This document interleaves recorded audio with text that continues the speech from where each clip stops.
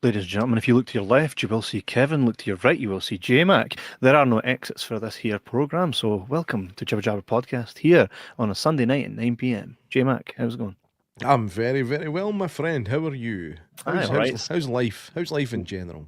Life in general, I can't never complain, mate. As long as you're above the ground and everybody's healthy, well, you really can't complain, eh? Because everybody's dying these days. Aye. Oh, speaking of healthy, by the way, I don't want to jinx this, right? But I remember I'd been off work sick, like at the start of the year. It was over New Year. I had a really bad flu virus type of thing. Mm. And when I came back, I got my back to work interview, and my HR manager was like, "You should start taking vitamins. It really does help keeping stuff at bay." And I was like, "All right, okay, I'll try it." I've not had a cold since, mate. Yeah. Genuinely not had a cold since I started taking vitamins. Just vitamin C and vitamin D every day. And what a difference it makes. Oh, I Yeah. wouldn't say I always feel good because I'm fat and old, but I would say that it's definitely made an improvement on the amount of stuff that I catch. Like, even if the whole Aye. house is sick, I'm not catching stuff. It's bizarre. Bizarre, like all the good things make you feel good. Um, Mental! No, I very rarely struggle with colds and stuff, and I do tend to stay above board with aloe vera water and fucking all that fun stuff. But sometimes you can't avoid it. Speaking of folk that can't avoid health, wishing Matthew man a speedy recovery. He's had a wee bit of a battle recently, so Yeah. aye, fucking sending out peace and love. Nards, you got your YouTube orientation set to vertical, lads. Why? Right, okay. Why? So that explains why we're seeing that mental thing at the left. Why? Why 'Cause is we it can doing see that? we can see each other perfectly, but on the left hand side we've got a bizarre thing that just came out of nowhere. Is this a new StreamYard thing? Aye, it fucking is. I'd like to have a choice. So let's see how we fix that. I have no clue. Are we actually sitting on vertical? This sucks. Hang on a minute. Let's do a wee quick. I'm having a look Search here. on the This things. is- No, on YouTube it's not. Where are you watching, Nards? Is it Facebook? Because I think on YouTube it doesn't. I think it allows you to do both on one of them, so I'm going to change that if I can. Landscape. I know I'm landscape, mate. I'm landscape, me. Yeah. Landscape and portrait, and I can't even stop that. That's on YouTube. I don't know, mate. Listen, all I'm saying is there's probably two options. If anybody's watching this and we're vertical and it sucks, go out of this feed and go into the other one on YouTube. There must be two. That'll be the Right. reason. So you go to your On that StreamYard map. Studio, click settings and then destinations, and then make Done it. sure your Already aspect done it. ratio is set to 16:9.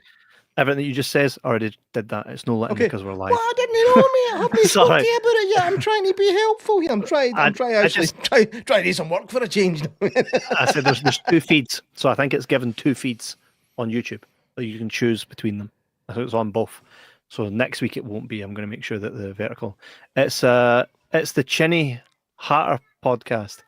Oh no! Here I'm going to actually go into the YouTube channel. Anyway, that could both be me. I'm going to go to the channel and see if it's showing two lives because that's out of order. So we're here tonight. We're gathered here today to talk about the death of a franchise. Black Phone 2, J-Mac. The death of a franchise. Well, I think what they're trying to do here with Black Phone 2, there's two thingies here. I believe they're trying to create a universe here. Aye. like- Well, the Scott Derrickson didn't want to do a sequel to this.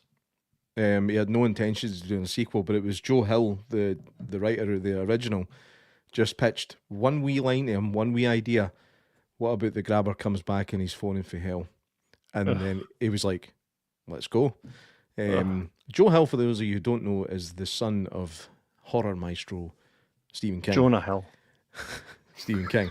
And the thing is, when you could take one look at him and tell, like there's he's full of Stephen King. Do you know what I mean? So it was his Stephen motto. King usually is good though, right? He usually gives you good shit. I'm getting for your vibe that you weren't too keen on this.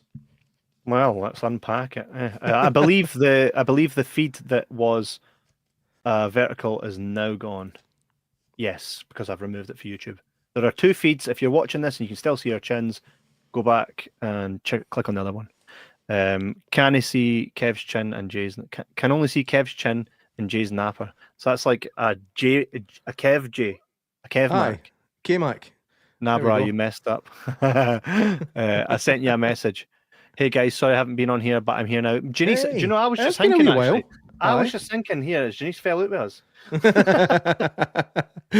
I was thinking maybe she's taking something to heart that we've said about like when she's producing for 4,000 mile away. But no, we need it. Glad to see you back, Janice. Love you for sure. If anybody's still watching the chinny thing, let me know. I don't think it is, but confirm with me in the comments so I can stop panicking, man. That's a stupid feature that they should never have added, idiots. I can now, for fuck's sake, get me a chin and a napper view back. How dare you? How very dare you? So Joe Hill, what is that? Is he no joking now? Oh, he's no joking. You're joking. I am. He totally looks like Stephen King, doesn't he? It's kind of ridiculous. Like there's these father and son celebrities where you just look and know right away. Like you've got Reitman. What's Ivan Reitman's son's name that did the new Ghostbusters? I can't remember. Stephen. I fucking bit my tongue there. Did you see that? You did that. I thought you did that quite a bit. I did. I think I'm actually. There's something wrong with me. You're just hungry. Fucking eat Sean's. And like Clint Eastwood's son Scott is like if you look at Clint Eastwood in the '60s, it's absolute double. And there's got the same thing going on here with Joe Hill. There you go, Jason Reitman. You okay? Well, I don't think the YouTube one is. I don't think the YouTube one is anymore. Maybe you check. Here's the thing: see if you're going to be like, "Oh, I'm going to call myself Joe Hill," so they don't know. Go and didn't look like fucking Stephen King. Oh shit! Sorry, hang on. My phone started playing shit. I wasn't meant to. I just wanted to check our wee live for my as well to see. I had a look and it was showing up. Seemed fine. I've got an advert. Hey, because we're monetized. Yay!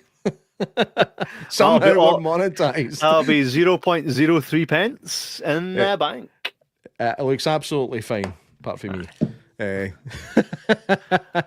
So the original Black Phone, we need to talk about it a wee bit, just to start off with. The original Black Phone, I thought was a good film. I enjoyed it, but I felt like I wanted more from it. Like I was a massive fan of the first Sinister film. I will say the first because the second one was horrific in all the wrong ways.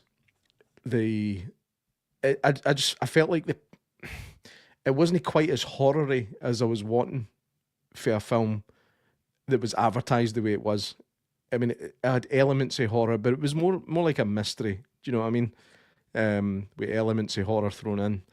I do feel with this one they went more for let's go horror. All right, let's go horror. Right. And I think we might have some arguments tonight, Kev, because I thought it was fucking brilliant. And I'm not. This isn't me being ironic. This isn't me telling you at the end of the show. By the way, I actually hated it. I genuinely had a great time watching this. I've just finished it. I had a great time. It goes heavier on the horror. It does feel different for the first one, but for me, it was in all the right ways. So let's discuss. All right. So let's actually, with you talking about the OG film, the first film establishes the rules. Yeah. Yeah. So maybe that's the thing. I just don't care that much about them. Then if you don't, maybe that's why you're sitting where you're sitting right now and feeling the way you're feeling about it. The thing is, the first one establishes the rules. He is not supernatural. There's no reason for him to be supernatural. But when he goes, when the boy for Training Your Dragon ends up in the wee basement, he's getting paranormal phone calls, which I can understand. Okay, here's where we are. We're taking a real setting, a real life setting, and we're adding elements of paranormal because of this. Because so many have been dead. They're tortured souls. Maybe, just maybe, there's a good enough reason. It's like in Ghost. Patrick Swayze doesn't leave this plane because he has unfinished business. You establish the fucking rules. Yeah? So the first one did that and it did it well. And I'm like, okay, I buy this. This is class. Second one, rules. Fucking anything can happen for any reason that's unexplained. It is what it is. Stupid as fuck. There was fun in there. Yes, there was fun. There was gore. There was good kills. There was bits that had me laughing. But I'm like, I'm sorry, but get this shit away from me. It took like a good 35 minutes for me to go, oh, something actually is happening, because this is boring, right? I felt like the style was like, what are you doing, mate? Like, give me this film as something else. Don't put it as Black Phone 2, because I just thought, nah, mate. So he's like Freddy Krueger, kind of, except everybody's actually seeing this lassie floating in the air, and you can actually hurt him, but he's invisible. Why? No reason. Well, no, there was elements of that in the first one as well. They did show that the people that were in this other realm could interact with things in the room that Finn was kept captured in. The actor's name, by the way, is Mason Thames. I refuse to say Thames. That's how it's getting pronounced. That might be how he pronounces it because he's American. But you know, mate, your surname is Thames because that's fucking proper English, right? And say that as a Scotsman. But there is the elements of it in the original. If you look for it hard enough, it is there. The fact that the grabber goes to hell, maybe they should have called it that. Grabber goes to hell, that makes sense. Aye. Like, the fact that he goes to hell and he can now come in for that side to terrorise people, I actually fucking loved it. So hell's alright then, eh? Get a day pass. Welcome to hell. You can do what you want without actually any repercussions this time. No, it's like being alive. It's explained in the film. It's like they take any humanity away from you and just leave you with the fucking deep in the dark. So that's what you've got. And he's found a way to tap back into the living plane. I'm all for it, man. Listen to you. You've watched Nard's video on it or something, haven't you? I actually haven't seen his one. I watched Mark Kermode's video on it. Aye. But that's it. Yeah, there was one part in this that had me fucking howling. Can you guess what part it was? I don't want to give away too much because it's obviously we're quite early in the podcast, but it's either getting flung across the table or ice skating. Nah. It was at the part where the lassie's getting flung across the table. But see how she's just kind of floating about, right? And the guy's like, you're going in the furnace. And they're like, no. And then you just see all these pots and pans, and the lassie's going, That's annoying me because when it happened, I was like, Kev's going to laugh at that. Shit! I forgot. Imagine just trying to help out and get fucking whacked with a pan. Gung, gung, gung. Fucked a whole load of pans, and she's like, ah! So she registers it. Ah! I did chuckle about this at the same woman getting her nose broken as well. I did chuckle a wee bit at that. I can see it on there. But I mean, this is one of these ones where, know how quite often I'll say, do you know what, I wouldn't argue with somebody that hated this film. Mm-hmm. I'm not in that boat with this. I do feel like it's a worthy sequel. And to me, because of the step up with the horror elements, I did enjoy it more than the first one. The first one, it was never set out, like I said, it was never set out to be a franchise. But I now feel like the first one was a setup for this. Because it was a lot slower, a lot more drawn out. The phone conversations lasted longer. It was just a wee bit more grounded, which I wasn't wanting for that. Like the first one is much more grounded than this one. This one. Oh yeah, I thought you said this one was grounded. I'm like, are you? No, it was as grounded as a lassie trying to get put in the furnace, man. No, but what I want for a supernatural horror is for it not to be too grounded. I mean, there's an argument for both sides. You've got things like the Babadook that are quite well respected because it's it's almost a bloodline. But I feel like for this gave me the sequel that I never knew I wanted. And it gave me it in droves. I thoroughly enjoyed this, man. I liked the character arc of the dad, who was a detestable prick in the first one. I had the boy's name memorised before I came on. Jeremy Davis. You like this guy? That's not him. No. I thought you were going to go to that guy. No, he was very good though. He was good. like him. I liked him. Good. There's two bad performances in this film. Like, I think the acting in this film is actually pretty sublime from everybody involved, except the wee lassie at the start on the phone, and Ernesto. Ernesto. But he was the same. He was the brother of the Aye. Guy got done in. wee Indian guy that got Native American guy that got killed in the first one. In fact, Native American. He's fucking Mexican, Jordan. His name's Ernesto. Just say Chinese and have done with it. He had long hair and the headband. I thought he was Native American. Anyway, I know now he was Mexican. It's the same actor. And I think that's class. They had the same actor playing his brother. They had all the same actors, which I thought was excellent. Aye, and by I the way, appreciate that. the performances for Mason Thames and Madeline McGraw. Are I said she was phenomenal in the first one. Superb. Aye, for a child actor in the first one, she was really good.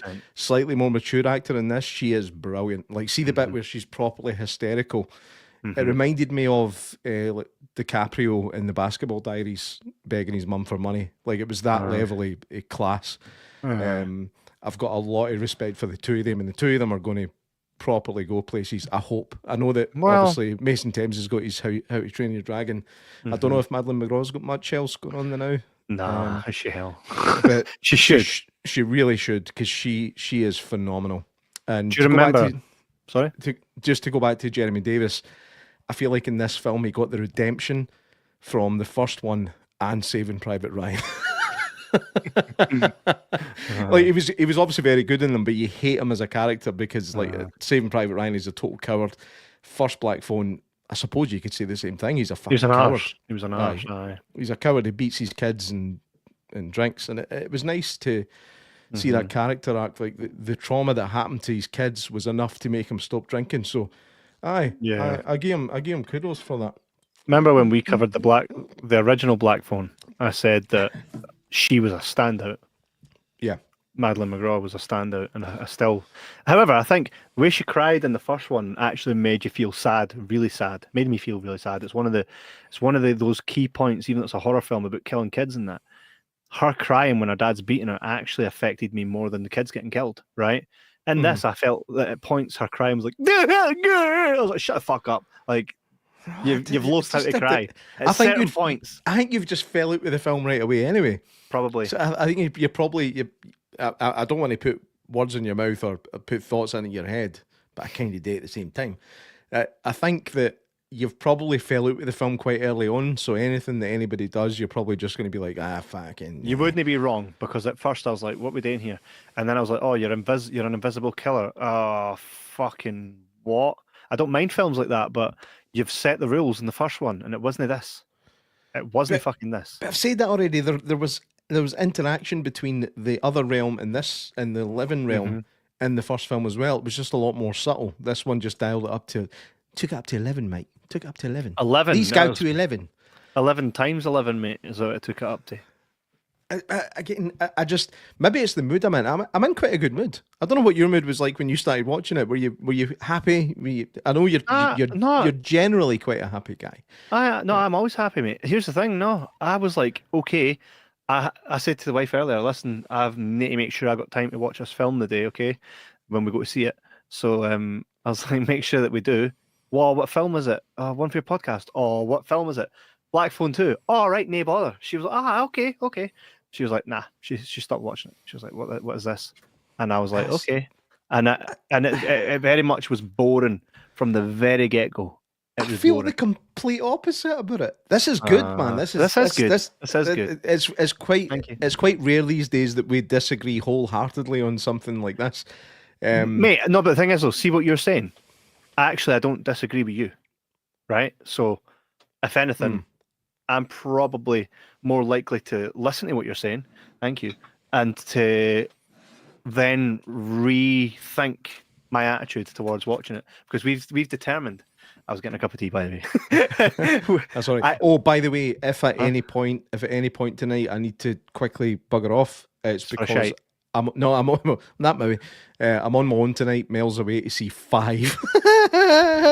She's away to see 5. Not just a band for Christmas; it's a band for life. Yeah, she's away to see 5 tonight. So I've got the kids on my own, but I've gave my older son permission to stay up later to listen out from my younger son in case he wakes up. And give him permission to fight. He's to bring him down to me, because I won't hear him in here. So he's to bring him down to me if he wakes up. So if that happens, I do apologise, but it's just part and parcel of being a father. You know what I mean? I actually felt cold watching this too. Aye. Well, here's Loved that Aye. element. I've kind of came to this. My back was realisation- freezing, by the way. My back was freezing watching this. I actually had to put a pillow on my back. I was like, why am I freezing? So that's something I never realised, but I was freezing. Aye, and I've kind of come to realise now that I think I've all of a sudden got a love for horror films that are set in the snow, and I've never noticed it Dead before. snow. There's something about I mean, horror films always feature darkness, right? That's always part of horror films for the most part, unless you're getting quite hoity-toity. But snow adds in it. Like, you think when you're watching a snow film, it's a Christmas film. That's the psyche that we've all been kind of brought up to think, is that if it's snowy, it must be a Christmas film, or The Thing, which is the other exception. But obviously, I love The Thing. I love this. I quite liked Black Christmas. It wasn't great, but it was okay. The Krampus, I enjoyed that for what that was. That was just a romp, as they say. But I think I would like to see more horror movies set in a snowy environment, because to me it just adds an element of Silent bite. it's something that's normally cheerful in movies, is a snowy scene, and take that away and make it dark. The Shining is another one. Give me more of it, because I think I love it. So I mean, What are some of my notes? Some of the notes I made. Right. So, one thing I actually wanted to ask you, right, and this is based off of Finney's. This movie starts and he's kind of like drinking his woes, right? and this movie does kind of shine a light a bit on like what would happen after what happened in Black Phone 1. How would your life look? So what I kind of wanted to ask you, and I'll kind of, even before you give me your answer, I'll tell you how I would feel. But if that happened to you, you get kidnapped, and then you end up killing the killer, and then you go back to your everyday life, do you think that would haunt you? Do you think you would be like scarred and like traumatized to the point where it actually affects your life moving forward? I do. Aye.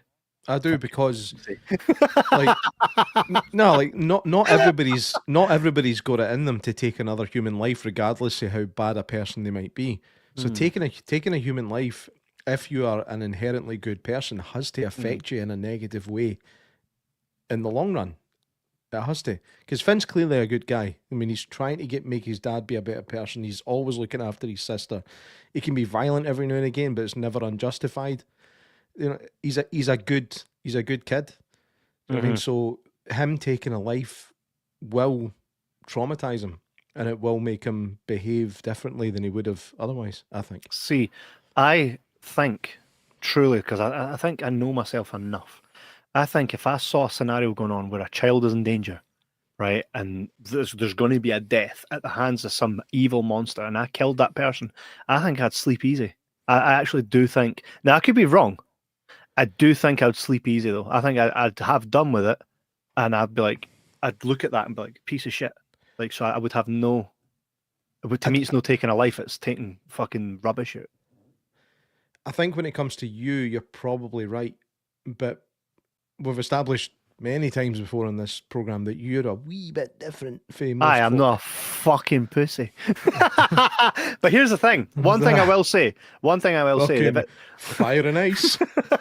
The fight at the start of this, right, where Finn's beating the guy up. Like, I recall being in that type of fight at school for the same reasons, right? And so I'm the boy in the fucking flare. Right? No. But here's the thing. I do recall feeling bad, even though the person deserved it. I'm not going to name any names, but I do recall feeling bad after it, going, that wasn't necessary.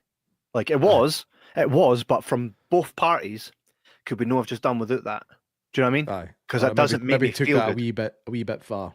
So, no, I only had a fucking broken rib jaw and fucking. Oh, is that all? That's a good thing we've got the NHS, man. If we were in America, his parents would still be paying that shit off. That's a good thing. But you know, years later, like, so that type of fight happened, right? Years later, I'm sitting in his kitchen talking to him. And that conversation I wish I could have had maybe a day after happened years later, where we were like, it was stupid, right? And he was like, I deserved it. I was like, right? It's like, right? I'm glad we can finally agree, son. Right? But I did say, like, look, I wish that never happened. You know what I mean? So there is that in me. Okay, if I could go my rest of my life never having to physically, like I haven't, but if I had to, I would like to go the rest of my life and never be in a fight again and never have to hurt anybody or run any grannies down because I won't get the fuck off the road. I never want to do that shit again. I didn't do the grannies, I'm joking. I mean, one time I hadn't been driving that long, and I was approaching a pedestrian crossing. Yeah. And I noticed quite late on that it was at the green man. Like my light was red. And I was So you like, do that week. It wasn't a screeching halt, but it wasn't an emergency stop, but it was somewhere in between a normal stop and an emergency stop.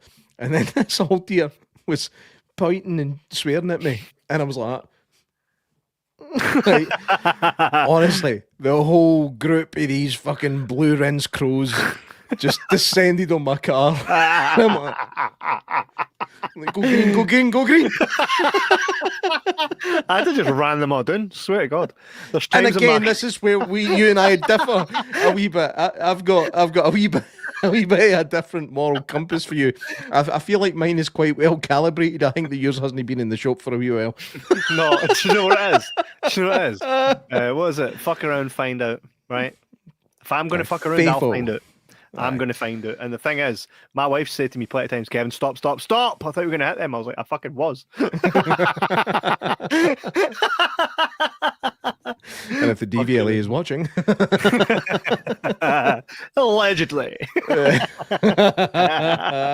Oh, give me a car. A smart fucking thing to do. I'm joking. I've hit nobody. I've only tapped it.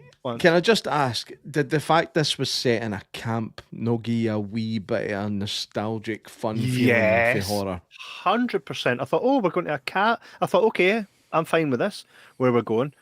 There was not enough people. Well, did you notice this, G-Mac? Nobody died. Yeah, no. This is the weird thing about this film. Nobody actually dies in the real world in this. It's all memories. There's obviously remnants of previous deaths strewn throughout the film, but no.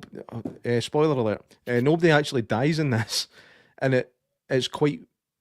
I never noticed it though. I didn't notice it until it was once the film was done, and I was thinking about it. I was like, because at one point I thought Ernesto's not been about for a wee while. Is he pan-breed? And then no, he's still there. Everybody's alive at the end of this film. It's a proper happy ending in a horror film, which these days is very, very rare. Most of the time, it's you think it's a happy ending, 100%. and then it's all just memories. It's all just memories. If folk didn't die. The heat, man, the kid with the heat. Oh, I was like, whoa. That's where I knew this film was going to be different. It's when she's in her first vision or dream sequence, and that happened under the water, and then he gets fucking malkied by a windy as well. You're just like, this is not what the first film was like, and I was all for it. Matthew Mann says, I like the less is more take on the grabber. Felt he'd was hardly in it, and it worked for this. Right, okay, I get what you're saying. What happened there is felt he'd be in it more and thought fuck it and started going back away, deleted half it, but missed the heat, and then felt he was hardly in it. That's what he's done. I think I've maybe got a wee bit of a bias for these films because I really fucking like Ethan Hawke, but I only found that love for Ethan Hawke after Sinister, and obviously we've got the same director, probably the same cinematographer, the same everything on this Married film. to Uma Thurman. That worked on what's that? He's married to Uma Thurman. Aye, good show. I love that show. Also, their daughters in Stranger Things as well, which is also a good show. Good show. I know, Hawke. But no, I've got a fondness for Ethan Hawke, but I like the fact that in these films he's playing totally against type. I mean, correct me if I'm wrong, but I can't remember him ever being a proper bad guy before this. Before Black Phone. So it was nice to see him doing something a bit different. Oh no, he'll find something. He will find something. I mean, have you seen The Explorers 1985 with Ethan Hawke? No. I know of it. I think it's got River Phoenix in it as well, but I've never actually seen it. It wasn't one. It was 100%. one of the ones that skipped me, even though it was in my childhood. It skipped me. I don't know if it probably just never really came over here much. I don't remember ever seeing it on telly or that as a kid. Here's something based on what Matthew Moon's saying there, right? So, see, when we watch A Nightmare on Elm Street, it's never really explained how Freddy can just do you in your dreams, right? He can just do it. So, I think if they're going to move forward with this, what he's saying there, Black Phone 3, gonna thaw him out in present day, kind of like Captain America. No, I think Black Phone 3 could exist and something happens and he's now in among a present day situation. I don't think that's too far fetched, and I think I'd be all right with that. I just wish they would explain why he went from like an actual killer to this mad invisible fucking Malky machine. I just didn't get it. I want that explained. I don't want to see a Black Phone 3. I think this is fine. I think Black Phone 1 was fine. Aye. And like I said, I think it was fine. Even though this one's got a lower IMDb score, I think this was better than the first one. I now feel like after seeing this, I feel like the first one was an accidental setup to this sequel, which dialed everything up and gave us the horror film that we should all have been craving. Because this was a horror film, and this was proper horror. And I enjoyed that. This is an 18 certificate. The first one was a 15 certificate. And you can tell why. There's some grisly shit in this. And I think maybe if the subject matter didn't involve kids, it would maybe have still got away with a 15 with the visuals that were in it. But with the fact that it's kids that are the target of this killer, I think that's probably what made it an 18. But I just felt like it was more grisly, it was more fun. The characters were good. Like I said, I loved the fact that Big Jeremy Davis was a good guy in this. I loved it. Because he was a horrible prick. Ethan Hawke chews up the scenery whenever he's in there. It does get ridiculous, but horror is ridiculous. Supernatural horror is ridiculous. So that's what I want. I wouldn't say I had zero issues with this film. Some of the lines, some of the script was a bit like, fucking come on. Like we know, you don't need to say it. We know. It was that sort of thing. I can't think of an example, but I remember thinking it. Nardsy boy, I felt this wasn't grisly at all. No idea why it earned that 18. Most of the juicy stuff was blurred from the dream quality scenes. 100%, by the way. That's one thing it did my tits in. Was why are we blurring it and making it look like it's an old VHS fucking tape? Like, it was just so dumb. Like that. Look at that. It's definitely a Scott Derrickson thing. Is the 8mm look, and that's his thing. I'm all for it. I'm 100% all for it. Like, he did it in Sinister. It worked brilliantly. He did it in Black Phone. I mean, there's elements of it, and there's more of it in this one. I will say that, but I actually liked it. I loved the fact that you knew that you were in the other realm just by the fact that the camera quality was a bit shitter. I liked that. And even the sound design I thought was fucking class. You can almost hear like a vinyl record that's finished just spinning in the background. I agree with that. I love that. That was all right. I absolutely love it. I love, right, Matthew says the ice skating was a bit naff mine. I was smiling all the way through the ice skating stuff. I was like, this is bonkers, and I love it. I'm all for it. Maybe in a different mood, I would have felt different about this film, but I think in the mood that I was in, this is everything I wanted. The Exorcist. So he didn't do it in his scariest movie, The Exorcism of Emily Rose. I still put my pants just typing that name. I fucking love The Exorcism of Emily Rose. I think it might. Is it better than The Exorcist when it comes to exorcism films? I would say it probably actually is, and the reason that is for me is because I love a good courtroom drama, and this was a mixture of exorcism film and courtroom drama. I fucking loved it. And I think what Nards is saying there, you're wrong about the 8mm thing because he never did it in that. I don't give a fuck, mate. I'm talking about Sinister. Did you just say Donald Sutherland? Oh, when? No, I fucked it. No, I never said that about Donald Sutherland. What are you on about? Was it me? Must have been you. Thanks for jumping to that conclusion. It's like, well, there's a conclusion. Think I'll dive in.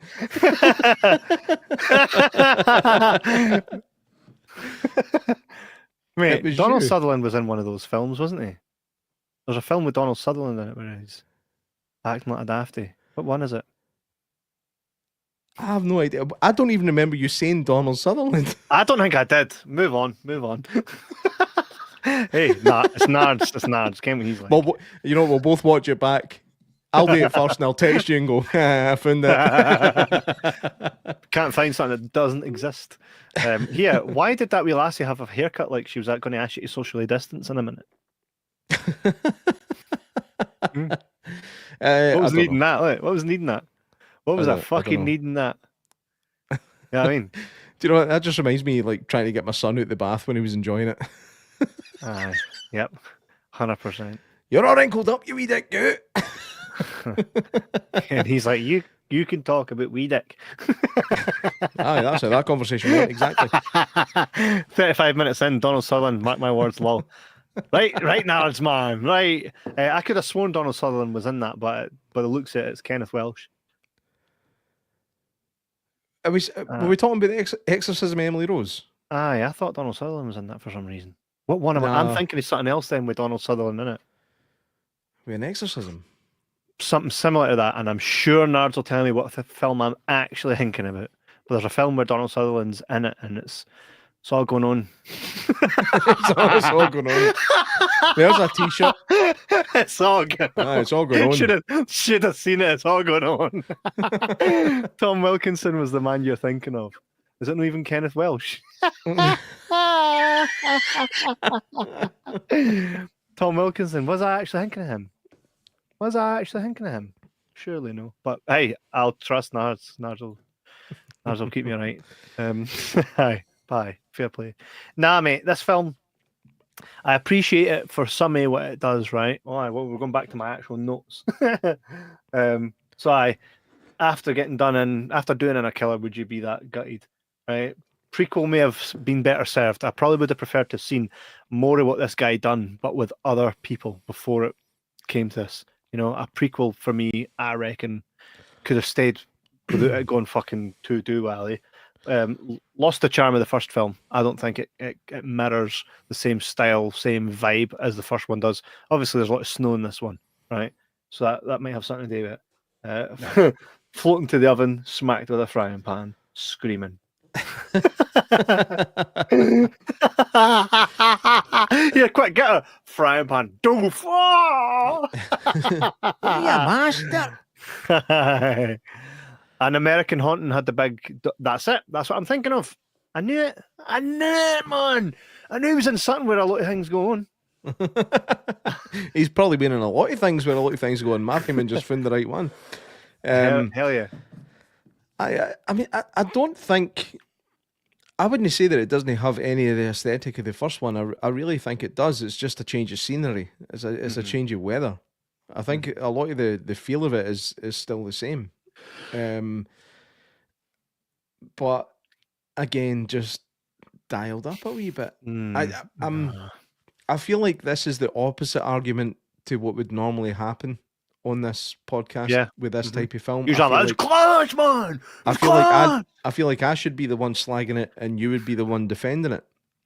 But for some reason, with this particular film, the roles are reversed, and there must be some psychology in there somewhere that can explain this. No, I think it is. I actually think it's we're in a parallel universe now. Something happened, and everything just changed in the space of a week. Because here's the thing, I watched that. Thanks again, CERN. Here's the thing, though, right? I was totally like, there's no way J Mac will like this, so I'm coming. Really? I agree the hell out with him. I thought, nah, it's just such a pivot. Like, no, we established the rules. I can't hear the word pivot without that coming in my fucking mind, and it annoys me.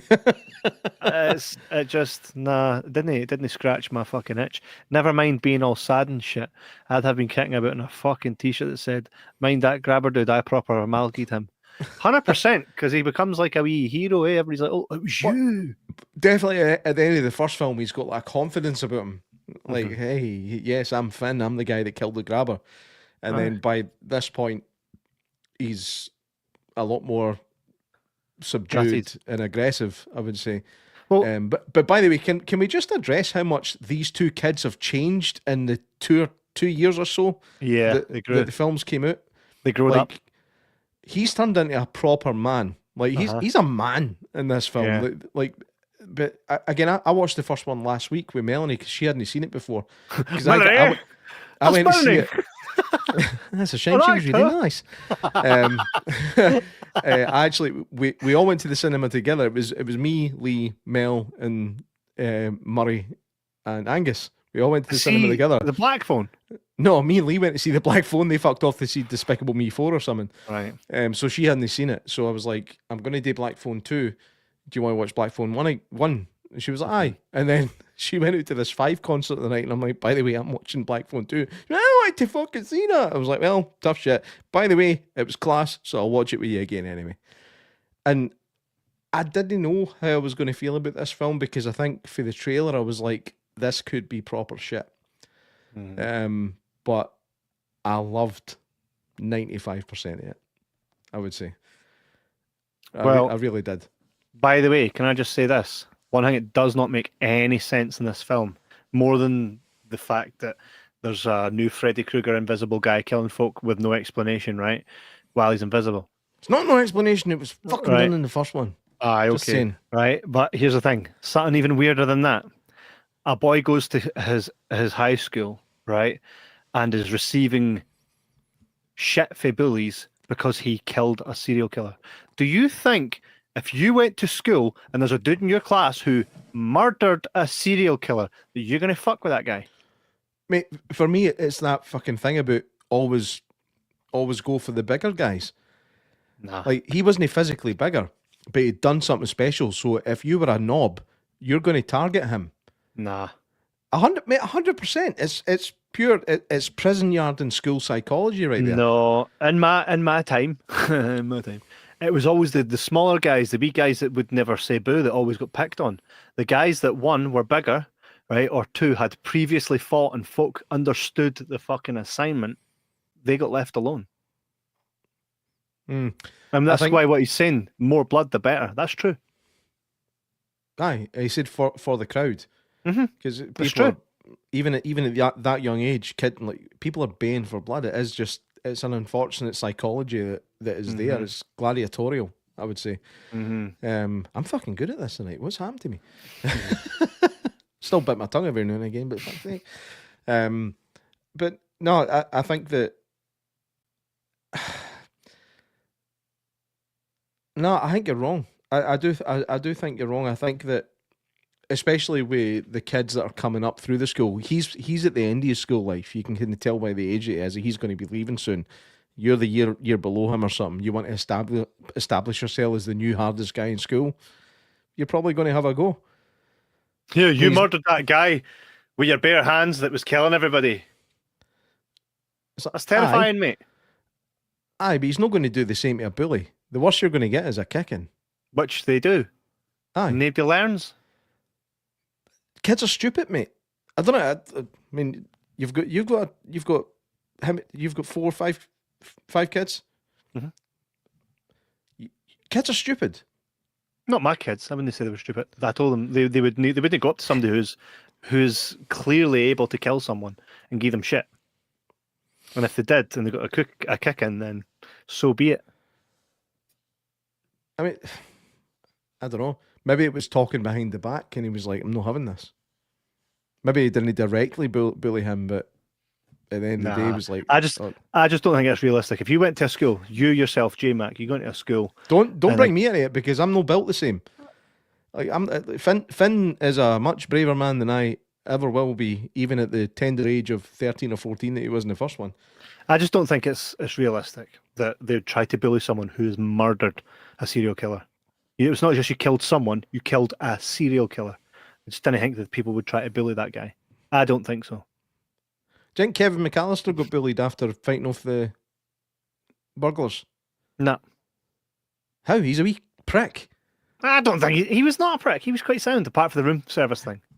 Look what you did, you little jerk. And I totally agree with him at that point. He's just been a wee knob. He's been a wee knob until his family piss off, and that's when you start liking him. Like, but Think before so. that, he is just a total wee bellend. I'm Kevin talking about Home McAllister. Alone. Fuck aye. He's a wee prick. He's a wee prick until his family disappear, and then he has to fight to keep his home safe, and then he What did he realizes the error of his ways when they come back. What did he do? He's To be a wee selfish. prick. Kevin se- McAllister. He's properly selfish. Because he did what? He is like, the way he talks to his mum. That's enough for me. The way he talks to his mum is fucking horrific, and I would never have done that as a kid. And when I hear my son doing it, I want to throttle him, but because of the fucking Scottish government guidelines, you can't. It's one of these things. He was a wee dick. You can't say he wasn't. Other than speaking to his mum. He's You just said he was selfish and all he that. thought he was the centre of the world. by doing what and saying what? I told you he was a wee dick to everybody. But you just said that he's. Don't get me wrong. His brothers and sisters were a dick to him, but that's 100% normal. I'm going to He's got rewatch that. This 'cause I don't think he's a innocent wee dick. cousin, wee fooler. He's got an innocent wee cousin who sometimes wets the bed. It's an unfortunate place to be in that life. You want to support that wee kid. You want to help him. You want to help him stop pissing the bed. He's just like, I'm not sleeping with that wee prick. You know what I mean? So Kevin's a wee knob until his family come back and realizes how much. I'm going to have to. I'm going to have to watch that again and try and look at it through that lens because I didn't get that. Matthewman says the older I get, the more I side with the wet bandits.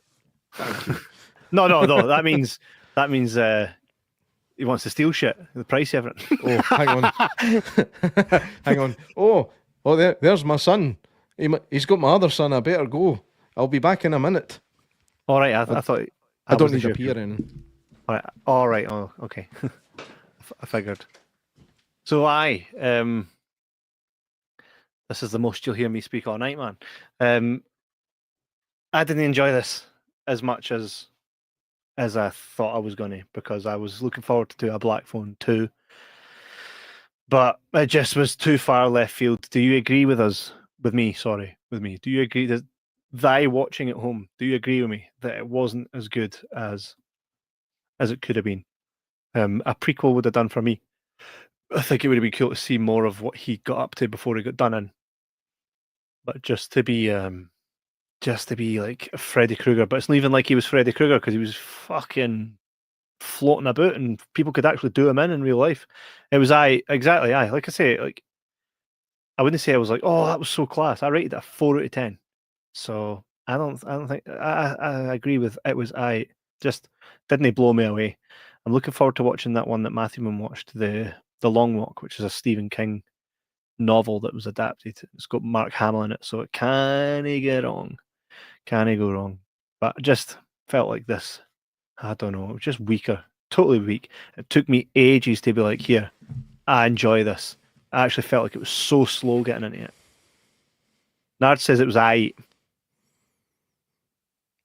Right, so he thought it was you did not like it. No, I says it was aight, but nothing on the first, and I felt like it was a complete. Like I it feel like pivoted. I feel like it's a different standpoint to what you had at the beginning. I feel like you hated this. I didn't hate it. I thought it was shit. I'll stand by that. I thought it was quite shit. If someone says, here, Black Phone 2 any good? I'd be like, did you like it first? I loved the first. I'd do that. Like, how much did you like the first? Are you all right if this goes right off the fucking deep end? Oh, aye, go for it. And I let me know what think you think. I think the first was all right. I think the second one was better. That is. Are you all right? I'm all right. Mel! These vitamins are fucking done something to him, mate.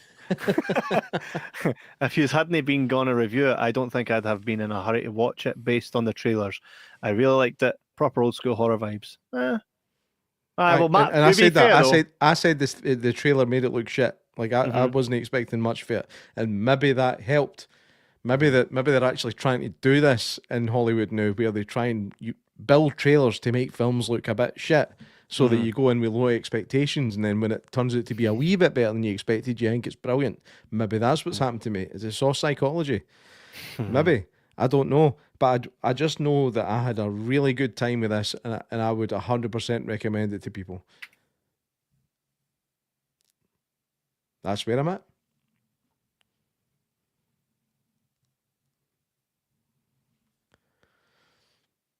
That's where I'm at. Rangers, avoid the black phone too. Nah, nah. Was it says That's a shame. I won't watch it again, but it was good. Like I say, there's bits in it that had me laughing, so that's always a point. Like, I always have to be fair at the things that did right. Like, I just didn't buy that now he's just back for no reason. You can still batter him, but he's invisible. Like, what? It's fun. Aye, it would be fun if it was just a film that was about that. Oh my god, this killer just came out near it. You can't see him, but you can batter him. Like, cool, but no the black phone. That's like going, oh, Terminator can't be a goodie. Fuck Terminator 2. No, it's no. It is. It's not the same Terminator. It's totally different. How different is the first Terminator to the second one? Aye, how different are they two films? They are completely different. The first one's a sci-fi horror. The second one's a sci-fi action. They still stay within the rules, though. To a certain extent, what are the rules when it comes to time travel? Nobody fucking knows, right? Well, and they it's the same with the supernatural. Rules. It's the same with the supernatural. Nobody really knows the rules. I was a bit pissed off with the whole, oh, we'll find these three boys that'll take his power away. How? Like that. Right? There we go. J-Mac, come on. There was the 5%. There's the 5% of the film where I was like, why? Like, that doesn't really make any sense to me. And you've searched everywhere, bar the fucking water. Aye, with holes in it. Like, we've been searching for years. There's a fucking lake. You might want to start there. Right? It's like, I don't think he replaced the ice that he drilled through. You know what I mean? After putting the bodies in it. That 100%. Was daft. Aye. That was 100% daft. But so that was 5% of the film for me. Like, that was 5% of the negativity against a film that for me was 95% positive. I would give it like an 8 out of 10. That doesn't make sense with the maths I just gave you, because that would make it 80%. But I would give this an 8 out of 10 for a good, fun horror film that I would happily watch again. And I'm going to watch it with Mel. And I might watch it around Christmas time because it's snowy. Makes you feel freezing cold. Listen, I probably will. It's fucking freezing tonight. Have you been outside? We're in the winter now. We're in the winter now, son. Summer was a fucking flash in the pan. Thing is, I probably would watch this again eventually, and I'm only going to say that I would because after my discussion with you, right? Because we've talked before about how going in with an attitude can totally change how you watch it, right? Mm-hmm. And I think I wasn't prepared for it to be so left fucking field in the first one. I wasn't prepared for that, but going into it, watching it, thinking, okay, if I'm just expecting it to be left field, what could I get? Yeah. So, but I need a wee bit of time after it. This is my Halloween 3. This is my Halloween 3. We finally found it. We finally found it. I've got my Halloween 3. Black Phone 2. Get it up, you know. Well, here's the thing. I don't know. Is it really Halloween 3? Because most people in this disagree with me, and they're more so siding with you. So is it really your Halloween 3? Aye, because every other time, mate, when we reviewed Halloween 3, I was on the back foot. I was on the back foot. And even after I watched it with 3 people that night, and every one of us went, that is fucking pish. Every one of us. But when it came into the film zone, when we came into the podcast, when we came into the folk that know films that were watching, I was on the back foot. I never changed my stance though. That I still think is bollocks, and I will stick to the. I will stick on that. I will die on that hill. Sorry, I will alive on that hill. You've watched it, and then you've watched it again, and you've watched it again, right? So you can stay at your opinion because you've not just watched it once, yeah. You've continuously gone back and you know more about it, and you know what I mean? So if you're at that with Halloween 3, that's totally fine because you've given it as much as you can give it. Right? This I've given it at one time. Matthewman says Kev watched it wrong. Potentially. Nars says 8 out of 10, that's high praise. Blowing the skull off you. Nards, what do you give it out of 10? Just out of curiosity. Matthewman, I want a wee out of 10 for you or no, pal. Janice? Do you know what? I think the 8 out of 10 is just how I felt when it was finished. I felt completely fulfilled by watching a film that gave me everything I wanted. Minus a few indiscretions. But, I mean, as filmmaking goes, in fact, I can't fault the filmmaking. You can fault some elements in the in the stories. You can fault some dialogue, you can fault this, fault that. But I think it looked amazing. Like the aesthetic of the film was fucking brilliant. It was so well filmed. The 8mm felt. I was almost convinced it was actually 8mm, and some of it might be. The only thing that made me doubt it was when there was a what do you call it? A fade between. It was when she was coming out of that realm. She was waking up, and it started in the 8mm footage, and then it changed without moving. It changed into the good quality. I'm hoping. I agree with this. Yeah, the acting was great. I think that I'm hoping that was the only scene where they faked the 8mm. The rest of it, I would love to think they actually filmed it on 8mm. There's something about film. And like capturing images purely through light as opposed to digitization. I think it just captures something different. And I would love to think that that's how they actually filmed it. Probably no, but hey ho, there we go. With a knick-knack, paddywhack, give the dog a bone. This was the Black Phone 2. Aye. Knick-knack, paddywhack, give the dog a poo. This was the Black Phone 2. I should have said that one. Aye. Nah. I will go back and watch it at some point. Like it does have its merits, acting. Like even Nard says, and you said at the start, and I agree. The acting was great. The wee lassie specifically, because I've been a big fan of her since the first Black Phone. I just think for me, I just was expecting more of the Black Phone 1, and I got the Black Phone 2, and it just didn't smash me. It did not smash me, but I'm happy to relook at it. Can I ask you though? This was a moment that made me completely jump with joy and glee and smiles and happiness when he got the bottom half of his mask ripped off. And he's talking like that. It was all right. Aye. I was just like, it's no that. It's like, I thought. I loved that. I loved the fact that they made him all fucking grotesque underneath the mask. His ankles were grotesque. That told me enough. The bottom of his trousers were minging. No, see when he was ice skating in it, and it was like fucking, it was like something a Christmas Carol. And again, I loved that. Yeah. I loved the fact that his clothes were a bit chewed up at the bottom, and there was. I'm really struggling. I'm struggling to find an area of this film where I'd say it was fucking pish. There's elements where I thought it could have been a wee bit better, and bits of dialogue where I'm like, there was no need for that. We get it, but yeah, I think as far as a good fun horror film goes, this was right up there, man. And I loved the ice skating. Sorry, Matthew, man, fucking loved it. Well, aye. Well, it's something I can relook at again in the future. Next week, do you know what we've got coming up next week, J-Mac? I didn't know what we had coming up this week, mate. It's a new documentary on Child's Play. Is it by our friends? It is by our friends over at Arrow. So it'll be released very soon. Matthew Wolfman says, "Oh wait, no."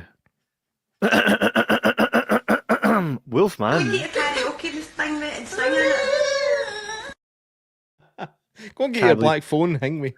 I know. I like the Snowy Mountain setting. I just felt it wasn't really implemented enough. The only reason they set it there was because of the lake. Fair enough. Fair enough. They could have done that in the summer, though. You have a summer lake. It's easier to find bodies when there's no ice over the lake, though. Yeah. So, new Child's Play documentary. What is it entitled? Well, it's funny you should ask that, Gene. What? I don't know. What? I don't know. I'll tell you after. It's called Living with Chucky. You thought I didn't know, did you? You thought I was seeing your face light up like you were checking it.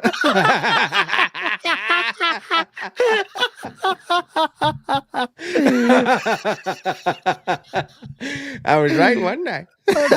No, I didn't. No, I welcome didn't. to Sarcasmaholics Anonymous. I didn't. No, I didn't. I swear. No, I totally knew straight for the get-go. If it seemed like I didn't know, it's just sometimes I got things in my head that no space for everything else, eh? But that's it there. Living with Chucky. We're going to review this bad boy. Brad Dourif and all the gang, Jennifer Tilly. See if that's any good. We'll chat about it. But coming up soon also, we'll be having a guest on who has a new film out with Kurt Angle in the mix. Kurt Angle reached out and asked us to have his pal on, who's made a class film. Well, I think it's class. We're going to find out if it's class when we chat to him. He actually was part of the film The Foxcatcher and a couple of good classics like that as well. I like that one. Foxcatcher was great. I know that Kurt Angle had a bit. His name is Jazz Securo. He'll be coming on soon. So just stay tuned, lads. Make sure to hit the subscribe button if you haven't already. Mind, we're here every Sunday at 9 p.m. We're here for a good time, and we hope you guys get that too. As always, we thank you so much for tuning in because you're giving us your Sunday evening. You guys are fucking the best. But Jay Mac, anything you'd like to say before we skid out? You ever cut your nails, right? And then all the time. No realise till a few weeks afterwards that you missed one. No. Look at that pinky. Look at that. That's for state of that. That's for picking. I got it on that one. But that's thanks for tuning in. I'll let you know what to say before we go. My pinky. Okay, now. Right, lads, have a good one, and we will see you guys next week for some Chucky. Cheery Take it bubbles. easy, folks. Goodbye, mate.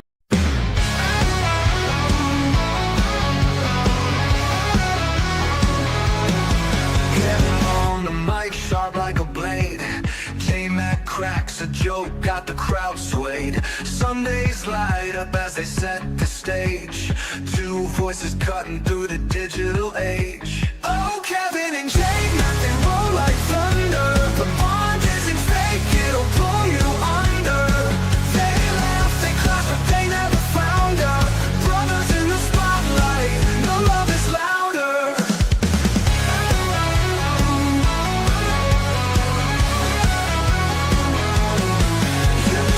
And loyal week after week. She laughs till her ribs ache, the jokes that they speak. Matthew Min drops his takes, always on point. The podcast rolls smooth, two kings on the joint. Oh, Kevin and Jay.